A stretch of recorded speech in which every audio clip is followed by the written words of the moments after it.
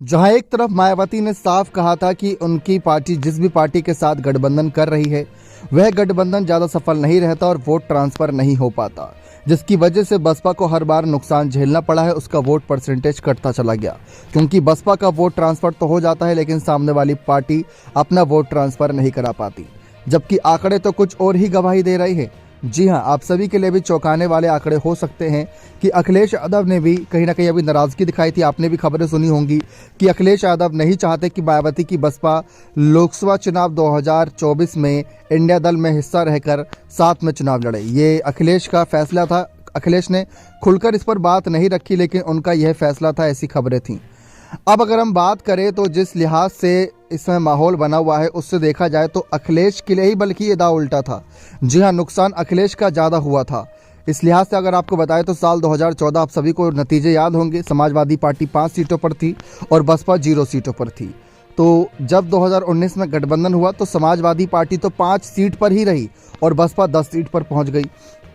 अगर आप देखें तो बसपा का वोट परसेंटेज उस समय 2014 में अगर देखा जाए तो 22% था और बसपा का जो वोट परसेंटेज था वह 19% था। तो ये वोट परसेंटेज एक लिहाज से सही था। और अगर हम आरएलडी की बात कर ले तो उनका वोट परसेंटेज बहुत कम था, 0.86।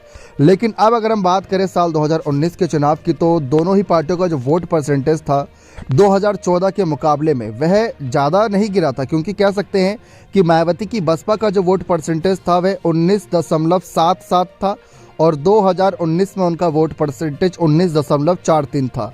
और अखिलेश का वोट परसेंटेज जो 22% था वह 18.11% पर आ गया। जबकि अगर देखा जाए तो आरएलडी तो मतलब बहुत ही पीछे थी और उनकी ज़्यादा चर्चा हुई ही नहीं थी।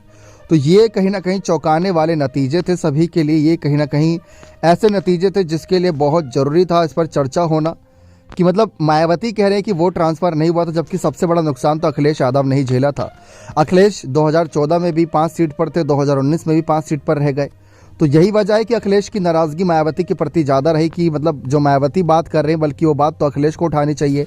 महागठबंधन का फ़ायदा अखिलेश की समाजवादी पार्टी को ज़्यादा नहीं हुआ था, ना ही सीट के मामले में ना ही वोट परसेंटेज के मामले में। इससे ज़्यादा वोट तो अकेले रहते हुए उन्होंने चुनाव में लड़के निकाल लिए थे। लेकिन कह सकते हैं कि साल 2004, साल 2009 और साल 2014, साल 2004 और 9 सपा के लिए बहुत शानदार था, लेकिन 2014 में गंगा उल्टी बहने लगी और नुकसान अखिलेश को ही होने लगा। तो बुआ और बबुआ के साथ आने के जो चांसेस थे वे इस वजह से ज़्यादा नज़र नहीं आ रहे। इस वजह से कांग्रेस तो चाहती है कि बसपा इंडिया अलायंस का हिस्सा बने, क्योंकि कांग्रेस का वोट परसेंटेज उत्तर प्रदेश में 6-4% ही रहा है।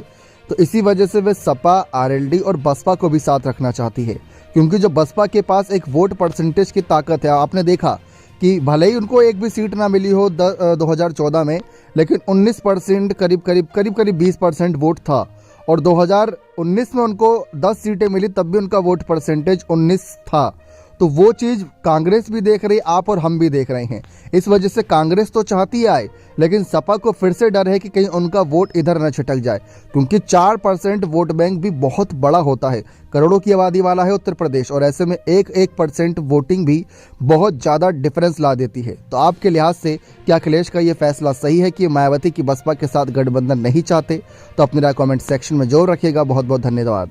लेकिन फिलहाल तो अखिलेश ने साफ नहीं किया है कि वे गठबंधन चाहते हैं या नहीं। ये बात जो भी हुई है बैठक में हुई है, बैठक को लेकर सारी बातें सामने नहीं आई थी। चैनल को सब्सक्राइब करके वीडियो को लाइक करके बने रहें ऐसी और तमाम अपडेट्स के लिए। धन्यवाद।